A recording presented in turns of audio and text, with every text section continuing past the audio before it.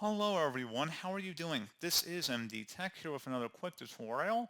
In today's tutorial, I'm going to show you guys how to unblock someone on the Facebook app. So if you block someone and maybe you had a change of heart and you want to unblock them, in today's tutorial I'm going to show you guys how to do that. And this is on the Facebook app that is available for iOS and Android devices. So without further ado, let's go ahead and jump right into it. And you want to start off by selecting the profile icon in the top right corner. Go down and select Settings and Privacy, and then underneath Menu, select the Settings button. Scroll down again. Underneath Audience and Visibility, you want to select the Blocking button.